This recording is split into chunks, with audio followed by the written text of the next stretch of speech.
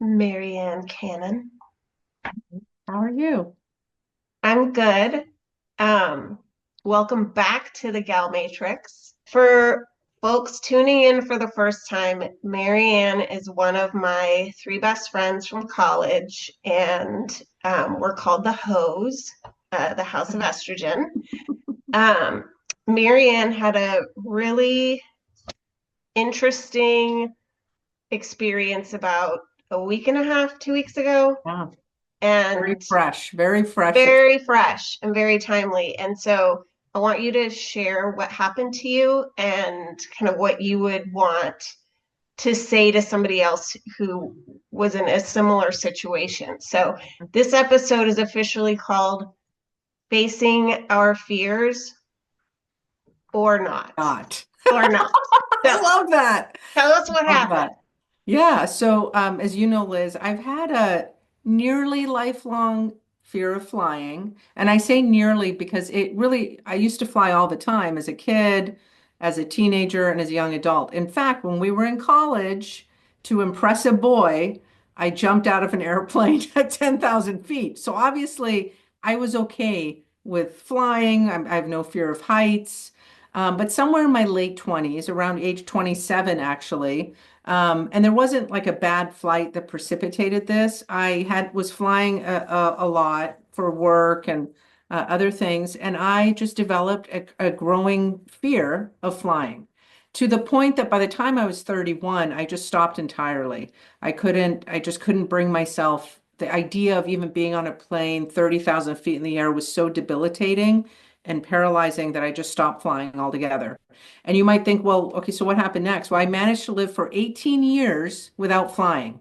I drove places. Luckily, my job is hyper local, so I don't have to fly for work. All my family lives close by, at least my immediate family. My friends like Liz will drive to meet me. So it wasn't sort of anything that kept me, from doing anything I wanted to do. I love my life. I go on vacations with my kids, all within a driving distance. 2 years ago, I did end up flying three times, all to San Diego, and always with another person, once for work, once for a wedding, and once just to break the cycle. So I did fly a few years ago, never with my kids though. And so this year, my daughter's graduating, just like Liz's son. And she said, Mom, I really want to fly somewhere with you and her brother. So I said, okay, so in January, I booked tickets to go to Oahu for spring break, which is this week. Notice I'm not in Oahu. Okay, so yeah, I'm already kind of giving you a sense of what's Spoiler about. alert. Okay, and before you Yeah, continue, yeah, just two things I'd like to add. sure. The first is I don't drive to meet you Yeah, that's right. anywhere. That's right. That's I right. fly. You fly. Yes. I fly to you. Yes. And this is a bone of contention that I continue to bring up. Yes, that's true. So, and the second thing I just want to share is that I was with you the last time you attempted to get on a flight Back when I before was, you yes. didn't Yeah. fly for For 18 18. years. And Yes. I can honestly say I've never seen a human consume more sedating substances before trying to get on a plane than you did Yeah. that day. There Yeah, were and I at least, didn't well, get you on the did get plane. on the plane. You Yeah. got on the plane. And then you raised your hand and you said, excuse me, Open the I'm doors. I'm not supposed to be here. Those were your exact words. I'm not supposed to be here. Open Right. the door. So, and the rest of us, the only reason we were past security was because we were flying back to California after Yeah. visiting you in Yeah. Arizona. Yeah. And so we're sitting there having probably our third cocktail, I'm Yeah. guessing. And all of a sudden we see you coming walking back toward the bar That was with the your last baby. time I And tried I'm to like, fly. what in the hell is she doing?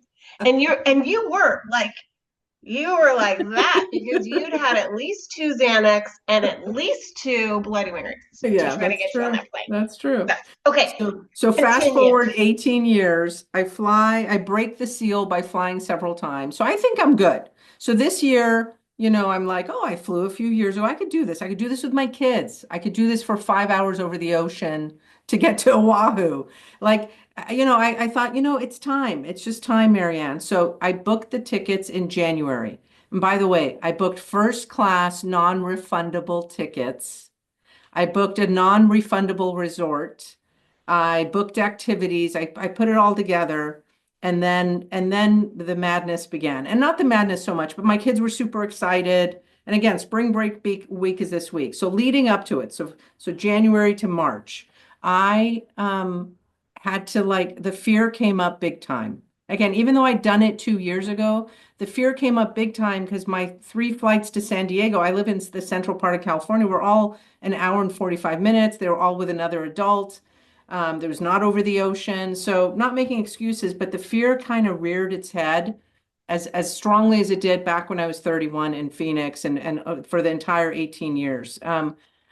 So I decided to tackle it head on. And like, believe it or not, I'm super proud of the last few months. I signed up for a 30-day fear of flying course online. I did all 30 sessions. I journaled around my fear. I read 3 different books written by pilots about flying and the science of aviation. I listened to this incredible podcast called Love Fly. They have 200 episodes. I think I probably listened to about 75 of those episodes, walking or driving while I was, just running errands. So 75 of those 200 episodes I listened to, some twice because they were really good. There's this thing called Dial-A-Pilot where you pay $60 and you get 30 minutes on a phone with a pilot that's stationed somewhere around the country. I talked to this guy from Atlanta who flies for Delta. He was amazing and lovely, and he answered all my questions for 30 minutes while I was getting a pedicure one day. Um, I went to my therapist and tried to get at the root of the fear because we all know that it's not just the fear itself. It's like what is leading to it? What's the fear that's beneath the fear? Is it fear of death, fear of loss of control? For me, it was all of the above, to be honest with you. And then I even went to my energy healer, which I know is woo-woo, and tried to kind of clear my auric field, if you will. So I did all the things. And Did you then go to an astrologer? no, that's the only thing I didn't do. But so then a week ago, we're getting ready. My kids are with their father for the weekend, and Liz, I thought I'd beat it, and I was like even in visualizing myself getting on the plane. I put our luggage out so that we could kind of spend the week getting ready. I had bought a bathing suit, and it just kind of came up again, and this time, and it would not release me. It would not let go of me. And I just could not see myself getting on that plane and flying for 5.5 hours. And here's what really hit me was I realized that the entire week I'd be with my kids at Oahu, the only thing I'd be thinking about, at least in my mind at the time, was I thought, Marianne, you're not going to enjoy that week. The whole time you're there, you're going to be dreading flying back. And I also thought to myself, what if I can't physically get back on the plane that Friday to return? Yeah, What if I can't? I'm stuck on an island in the middle of the ocean. It's not like I'm going to be in San Diego and there's other right, options for me. right. So that really like paralyzed me. And I ended up calling my ex-husband who, sweetly said, you know what, I'll take your place. So he's basically took an all expenses paid free vacation, first class ticket, and he's having a great time with the kids in Hawaii this week. But before you got to the point of letting yourself choose not to go, Yeah, there were a couple steps before that. yeah. One was you weren't sleeping. I was not sleeping. Yeah, I was waking up in the middle of the night. I mean, partly it's hormonal, but partly I was having a lot of I don't, worse than fear is dread. I was just dreading. It was like a cloud hanging over my head at all times. I'd be sitting in a meeting or out at dinner or, watching a movie, and I would just like, it was always in the back of my head. So it was this dread that I carried around like a heavy backpack, and I was not sleeping. I was not Weren't sleeping. sleeping. You also, it seemed, from my position observing it via text, that it was almost like when you say dread, it was one long panic attack. Yes. But you were telling yourself all these stories Yes. that you then shared with me when we got on the phone. Hmm. Examples would be everyone's invested in me getting over this fear. So Hmm. if I don't get on the plane, I'm not just letting down my kids, I'm Right. letting down everyone else because this is like Yeah. a hero's quest. Yes. Yes. And everyone's watching with bated breath to Yeah. see will she or won't she get on the plane. Yeah. My parents, my sisters, my coworkers, my And you were friends. getting some messages from Yeah. people that probably were well-meaning, Yeah. right? Yes. And so then what happened? Walk me through what happened when we were on the phone together. Well, I had already decided at that point I wasn't flying. My ex-husband had agreed to fly on my behalf. That part, or the part where I was like, I You think I, hadn't made the decision yet. oh, You were freaking out about it. You were like, you hadn't given yourself yeah. permission. Paul had offered. Yes. Yes. Yeah. Paul had offered, and Yeah. you were sitting in this cloud of shame. Yeah, I was. Oh, yeah. I shame spiraled hard. So hard. I felt like a failure. I felt like I couldn't. I remember, I think I said to you, I feel like my brain is broken. And the thing that other people just do without thinking, they just hop on a plane and fly or whatever. I know everyone always says, oh, I feel a little bit of weirdness around flying. No, this is debilitating. This is like, again, I obsessed about this, Liz. I did all the things I just told you I did. That took time. It took money and to do those sessions, to read those books, to do that class. And I carried this around. So I felt like, what is wrong with me? What is wrong with me that I can't do this thing? And so the shame was so visceral and so real. I mean, I was relieved that I had it out, that I had a trap door that had opened in the form of my ex-husband taking them instead. But so there was relief. Even if I hadn't yet decided, I could feel that relief. But before that, I was just spiraling. I was spiraling in shame. I felt so bad. And I felt like I was showing my kids that like the fear is bigger than me. And we all love that hero's journey. Like, you conquer the fear and it's like this linear process.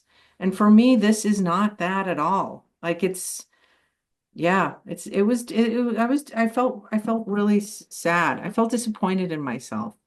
Mhm.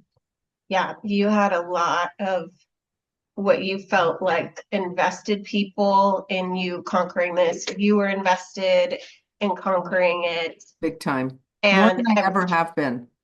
and you felt really like there's something wrong with me. I'm Yes. broken. So Yes. when we were on the phone, and I don't know if you remember what I said, mostly I just listened to you tell me all these things and about that.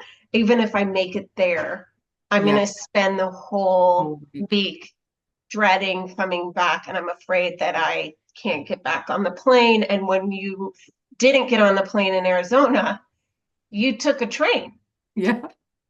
You took a train, but there's no train To from Hawaii. Orlando. But hey, you were committed.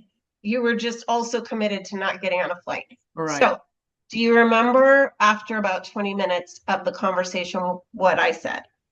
No, because it's all a blur. I'm so Good. spiraling. I do remember feeling really calm and not in that space after I talked to you. You permissioned me to feel what I was feeling. Like you were like, it's okay, you're not broken. This is not about, it's okay to, and this is a different form of courage, really, for you to say, I can't do this right now. But you tell me what you said. I do remember how you made me feel, and it was awesome. Well, and you've done that for me many times in my life as well. Mm. But I think in terms of like, what would we want somebody to take from the experience you had is number one, just acknowledging that so many of us, especially moms, have so many people who are invested in the outcomes for Yeah. us, right? Yeah. So the first thing you did was you got on the phone with somebody who is only invested in the best outcome for Marianne. And Yeah. I don't give a shit about anyone else. Yeah. So I listened to you. I listened to my sister by choice, if you will, Yeah. suffering. And Hmm. I Yeah, mightily. suffering so heavily. And I said, I have an idea. Hmm. Curse word alert, everybody. Don't get on the fucking plane, Yeah. Marianne. You permissioned it. Like not that I, but you did say you can choose not to get on the plane. That was, by the way, that's groundbreaking. Just to say, what? Okay, you're an adult. You don't have to do this. Yeah. Oh, And the other thing you kept saying, but I'm letting everyone down. But what if I can never get on a plane? But and I said, Mare, if there was a life-saving medical treatment in Oahu, I would fly down there because that mhm. was your other idea was that one of us would come with you, Yeah, but yeah. none of us we couldn't really change our plans that fast. But if there was a life-saving medical treatment on the island of Oahu, Mhm. I would cancel what I was supposed to be doing, Yeah, fly down there, yeah, knock you out, like yeah, actually knock you out and drag you on the plane. yeah, And then I would do the same thing to get you back home. yeah, But there was no life-saving treatment. The other thing that I did, which was especially funny because we've always joked about you being like the closest thing we have to a celebrity in our yeah, best friendship. I yeah. said, I know that you think that your coworkers are all like sitting there with popcorn waiting to see if you get on that plane or not. And I know you think that if you don't go, like your kids are never going to forgive you. And they're going to just like, that's going to be, For what do life. they call those? A formative memory or something Yeah, like core that. memory. Core Yeah, memory. yeah. And I said, number one, your coworkers are probably sick of hearing you talk about this. That's so true. Every time you're talking to them about it, they're probably like trying to look at their phone. Your kids, Yeah. They don't care. They well, don't know I'm in the room half the time. they care for like 5 minutes. And of course, they're going to be mean to you about it because Yes, they're teenagers. yes, yes. But P.S., they're starring in their own movie. That's so true. I'm the And side character. I've they're got side character energy. barely, Call. Yeah, yeah. you're barely a sidekick. You're like the Peanuts parents, So true. right? Yeah, And the other thing that I said to you, what is you can keep working toward this. It's yeah. not all or That, nothing. yes, yes. It's not all All or or nothing. nothing. That was the final trapdoor that needed to open for me was, oh, just because I can't do this doesn't mean I can't fly. I just maybe need to start with a 30-minute flight, a 40-minute. I was talking to our sheriff this week and I was telling him the story and he's like, let me take you up in our sheriff's helicopter. He's like, just for 10 minutes. He goes, who needs 30 or 50 minutes? He's like, come with me. We're going to take you on the helicopter and just ride, like fly around the city for 10 minutes just to get you up in the air again. So like your apps, like it just, there are many ways to walk towards your fear. And also, even if you can't, even if that doesn't mean the fear is bigger than you. I like that's what you also like you are always bigger than your fear. You could also choose, I could choose never to fly again and still live a great life. I love my life. But the shame Absolutely. spiral when I called you was worse than the actual the dread that had preceded it for months, was worse than my imagined, what was going to happen on the airplane, what was going to happen in Oahu. That sh shame spiral was deep. No, you had Because decided. we're conditioned as We are. people, as a society, to say like the hero is the hero that conquers the fear and gets, moves on and I think there's other ways of being heroic. And sometimes it's acknowledging, I can't do this right now. My nervous system can't do this right now. I was sleep Absolutely. deprived. I think that there's not enough written about menopausal anxiety that comes with menopause. Um, that's made whatever fear you had before menopause even worse. So I definitely like see that differently now than Yeah. I did even a week ago. And honestly, Liz, I've had a great week while they've been gone. I have not sort of felt any regret or guilt. I haven't felt like I'm missing out. They've sent me a few pictures and they're having a blast and I can't wait to see them. I'm going to pick them up tomorrow night. And there's no part of me that wishes I was there. Yeah. No, no part of me. The last technique that I think is really helpful for people to hear, um, that has, you've actually used it on me, I use it with clients, um, is when somebody is in a shame spiral and they're just saying the most horrible things. Mm. Do you remember I said, Marianne, I have had an eating disorder my whole life, Yeah, right? Like yeah, yeah, my whole life. yeah. Are you telling me that I'm broken? Broken. Right, That I'm broken because I walk through life with that? right. And you were appalled. Yeah, You were appalled yeah. at that idea that I would hear from you that I'm broken Broken. Yeah, because of that. And right. you said that was it. You were Yeah, like, no, God, I would yeah, never say that. And I said, well, if you're going to tell yourself that you're broken yeah, over this, then yeah, you're deciding that I'm broken too. yeah. And it was like, you were like, Yeah.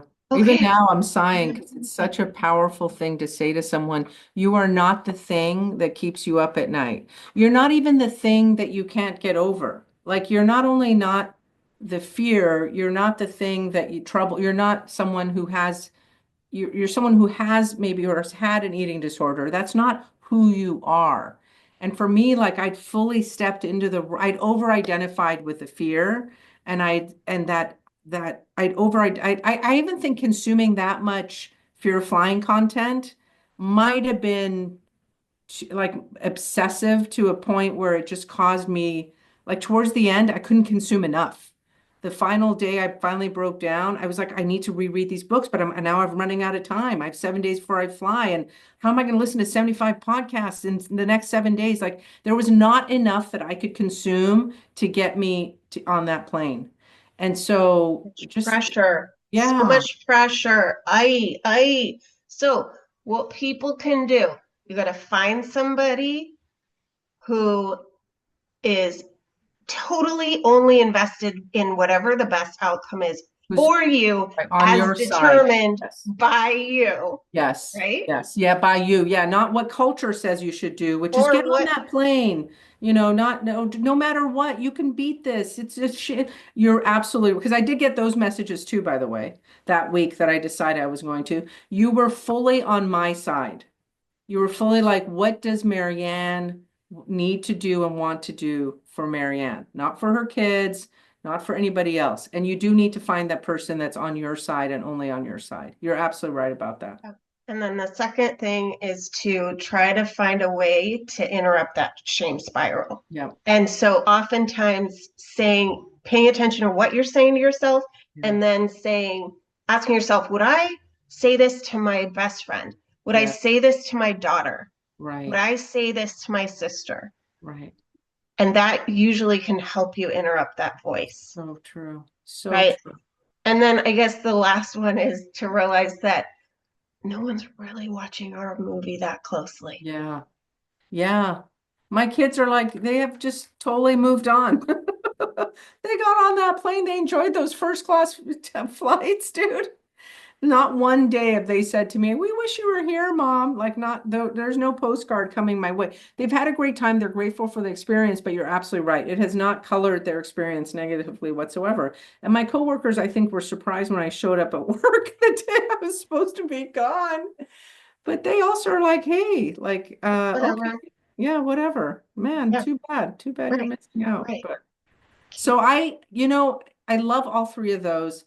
And I think it is also like going easy on our, like just, here's the other thing, Liz. Okay, here's what I would say. Have, I'm trying to listen to my body and my nervous system, which was totally jacked because I was trying to force something that my nervous system was not ready to do for 5 hours. The minute I finally, after I made the decision, after I talked to you, I called Paul And then I talked to my kids. Since then, I've pure peace, pure peace. My body is at ease. I can breathe deep. Like sleeping is still an issue, but that's really hormonal. It's nothing else. But I'm not like in the state of like two different states. I'm not divided and split all the time. And my body is like that. Listen to your body because my body was telling me you can't get on this flight. You think you're going to die. I know I wasn't going to, but my body felt like it was going to. My nervous system was not ready at all. No matter how many podcast things, no matter what I consumed, my body was not believing any of it. And getting out of the gutter will look different for all of us. And Yes. I have to, I'm not ready yet to fly. And that's okay. It's okay. Also, we had lots of fun times hanging out in gutters, like Yeah, by choice, literal gutters. literal gutters by choice. What we would do in between classes in college. That's Like another story for that is another another story. time. Okay. I love you. I love you I so love much. you. Bye.